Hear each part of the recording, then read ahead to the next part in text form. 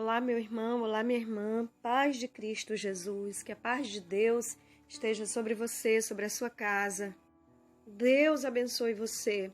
E hoje eu quero falar com você sobre um assunto muito importante: toque. Eu quero falar com você sobre toque religioso. Você já ouviu falar de toque? Muito provavelmente sim. E o toque religioso? Toque é a sigla para transtorno obsessivo compulsivo. Ocorre quando pensamentos excessivos, que são as obsessões, começam a gerar comportamentos repetitivos. Estima-se que 4 milhões de brasileiros sofram com a doença. A pessoa repete aquele pensamento, repete várias vezes, em instantes, muito rapidamente. E ela leva isso para comportamentos.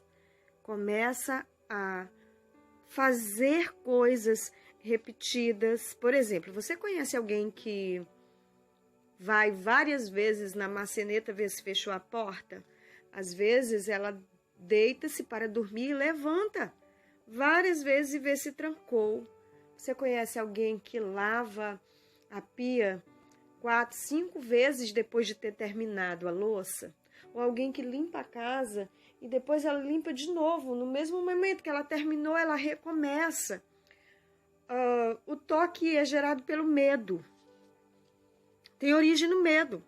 O cérebro lança pensamentos intrusivos e isso é uma enfermidade. Nós precisamos entender que isso é uma enfermidade. O toque religioso.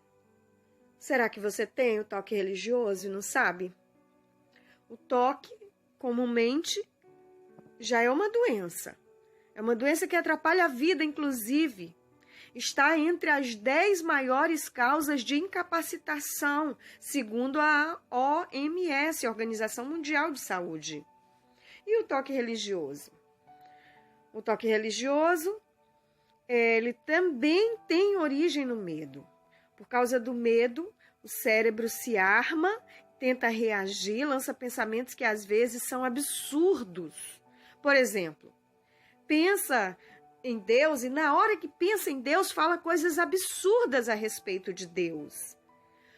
Fala coisas que eu tenho pessoas que falam na mente. Vem à mente pensamentos de blasfêmia contra Deus, pensamentos de xingamentos contra Deus, até mesmo pensamentos pornográficos, e elas sofrem com isso. Elas se martirizam com isso, elas não querem ter esses pensamentos. Outras coisas mais que vêm muito rapidamente, é colocado muito rápido, o cérebro lança na sua mente como se a mente fosse invadida por esses pensamentos e fosse pego de surpresa. A pessoa se assusta, tem medo, tem mais medo, sofre com isso, porque não quer ter esse tipo de pensamento. E alguém diz, meu Deus, que horror! Alguém que nunca passou por isso vai dizer, que horror, isso é coisa do diabo, é o demônio, isso é Satanás. Pode ser. Pode ser. Pode ser o diabo, pode ser o toque, uma enfermidade do próprio cérebro, pode ser os dois, porque não pense que o diabo ele não vai se aproveitar. Eu costumo dizer que o diabo é oportunista. E se ele vê uma brecha, ele vai empurrar para entrar e ele vai se aproveitar daquilo, mas a origem pode não ser Satanás, ele vai se aproveitar. Existem pessoas que são de Deus, que aceitaram a Jesus, que amam a Jesus e que têm toque religioso. Ficam morrendo de medo de não ir para o céu, por exemplo.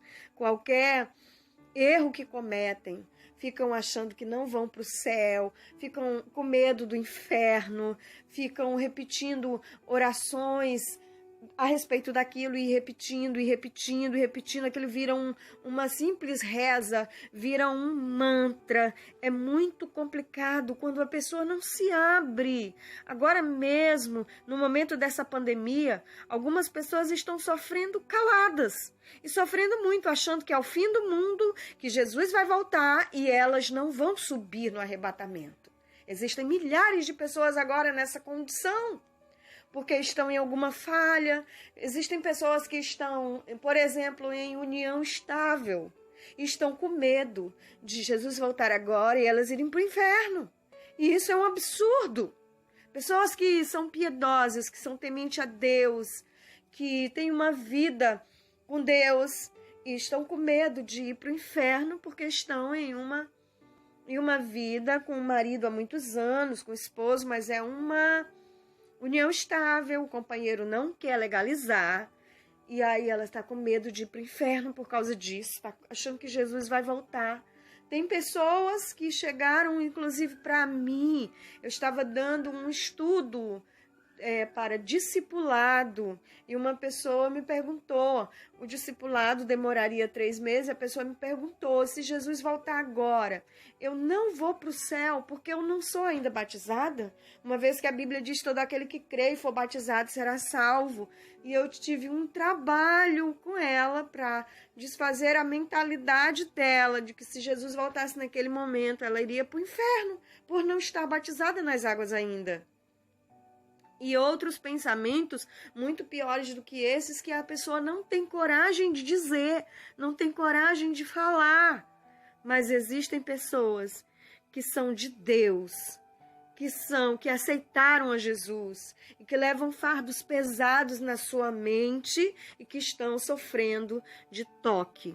Esse momento é um momento em que aumentou essa demanda. Aumentou. Tem pessoas que acham que pecaram contra o Espírito Santo. E é uma pergunta muito recorrente. As pessoas me perguntam muito o que é a blasfêmia contra o Espírito Santo. E aí, se você quiser, a gente faz um outro vídeo a respeito disso, porque não vai dar tempo para falar agora o que é a blasfêmia contra o Espírito Santo. Mas aí, quando eu ouço essa pergunta, eu já fico com a antena ligada. Por que a pessoa está trazendo essa pergunta para mim?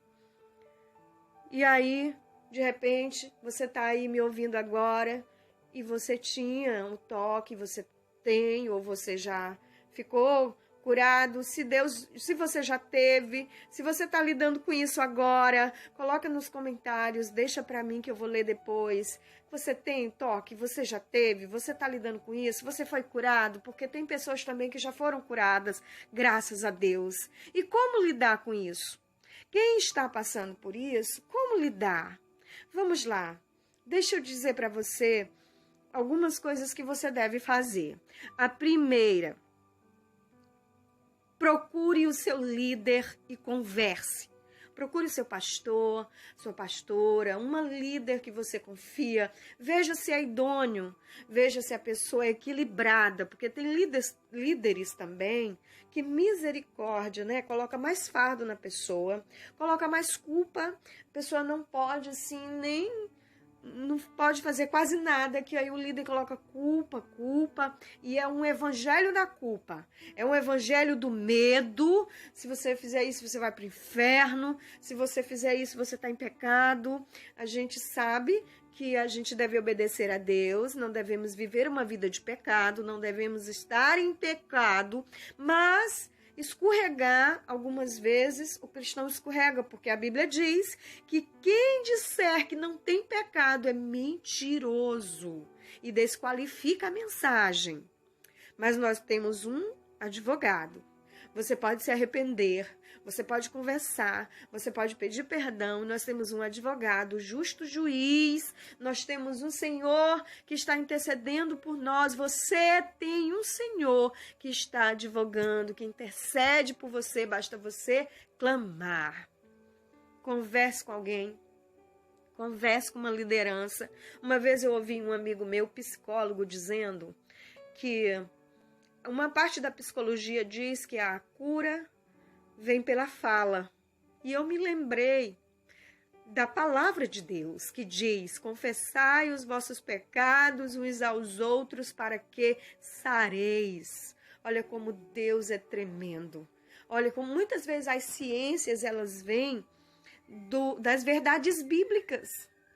E isso nos leva para o segundo passo que eu quero trazer para você nesse momento. Primeiro passo: converse com alguém, com seu líder, com alguém que caminha com você na vida espiritual, porque você precisa ter a sua vida espiritual, você precisa conviver com pessoas que são de Deus e que te ajudam a estar mais perto de Deus. Você precisa conversar com pessoas que buscam verdadeiramente a Deus.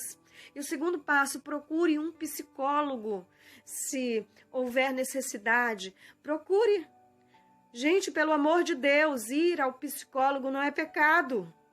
Ir ao psicólogo não é denunciar uma falta de fé. Ir ao psicólogo, na verdade, nem é falta de fé. Eu vou tirar a palavra denunciar. Não é falta de fé. Quando você tem um problema no osso, você procura o ortopedista. Quando você tem um problema no coração, você procura o cardiologista. Quando você tem um problema no estômago e assim por diante, você procura um médico especialista naquela área. Então, por quê? Quando você tem um problema na mente, você não pode procurar um médico que é capacitado para lidar com aquela situação. Se foi Deus quem deixou o médico, Deus deixou os médicos, Deus instruiu os homens, deu capacidade para a medicina, para a farmacêutica, para abençoar nossas vidas. Então vamos parar com isso. Vamos deixar de lado esses preconceitos. Converse com alguém. Procure um especialista, procure um psicólogo. Segundo ponto. Terceiro ponto que nós precisamos observar: nos 2 passos anteriores, converse com Deus. Converse com Deus antes, converse com Deus durante, converse com Deus depois que você estiver com o psicólogo, com o seu pastor.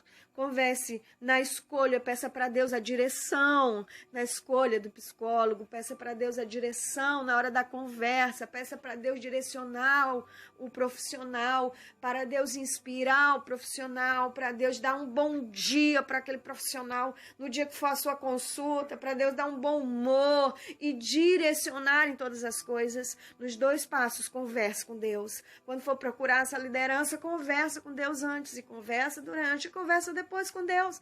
Também abra-se com Deus. Se abre com Deus, diz: Deus, eu estou passando por isso, eu estou com esses pensamentos intrusivos, eu estou com pensamentos vêm à minha mente que eu não quero ter, que eu não aceito, me ajuda a lidar com isso. E seja sincero com Deus.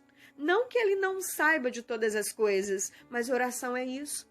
Gente, oração é conversar com Deus. Eu sou cansada de ensinar aqui na igreja que orar não é repetir palavras. Orar é falar com seu pai, falar, conversar. Ele é amigo. Faz de conta que você está com seu melhor amigo e abre a boca. Bota tudo para fora, porque ele é o melhor amigo. O 4º passo que eu quero trazer para você: leia muito a Bíblia. Leia muito a Bíblia e se aproprie das verdades que estão nela. As verdades que estão na Bíblia são para você se apropriar. Por exemplo, Jesus já levou o castigo que você deveria levar. Muitas vezes, na maioria das vezes, existe culpa e existe um peso que você está carregando. Coloca esse peso lá nos pés de Jesus. Coloca esse fardo lá nos pés de Jesus, que o fardo de Jesus é leve, é suave. Se aproprie das verdades bíblicas. Conversa com o Senhor e leia muito a Bíblia. Jesus já levou o castigo que deve trazer paz para você.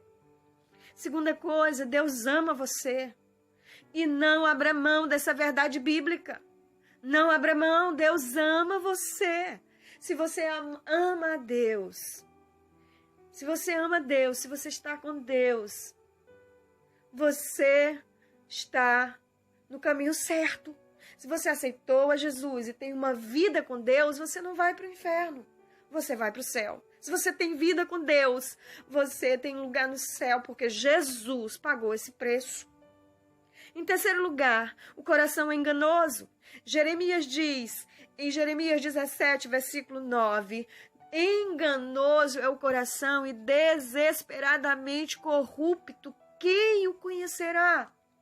O coração é enganoso. Então não acredite em tudo que vier à sua mente. Não acredite em tudo que o seu cérebro disser, que o seu coração lhe disser. Mente, coração, tem a ver com a mente, a nossa mente. Não acredite em tudo, porque o coração é enganoso. Satanás é enganador e o coração é enganoso. Você entendeu? Não é só o diabo. Nem tudo é o diabo. É a nossa mente também, nosso coração também. Satanás é enganador e o coração é enganoso. A palavra de Deus diz que o coração é enganoso e é desesperadamente corrupto. E Jeremias pergunta, quem o conhecerá? E responde a palavra, Deus. Deus responde, eu. Ele é que conhece, ele é que sonda o coração. Então, por favor, se você está passando por isso, clama a Deus. Procure um profissional, se for necessário. De preferência, procure um profissional cristão. Pronto, vá. E ore, ore, ore. Leia a Bíblia. Peça a direção de Deus em todos os passos. Eu quero orar por você nesse momento, querido Deus e Pai. O meu irmão e a minha irmã que está passando por momentos difíceis e geralmente o toque, Senhor, ele é adquirido num momento de dor, ou num momento de perda, num momento de trauma, um momento difícil, Senhor.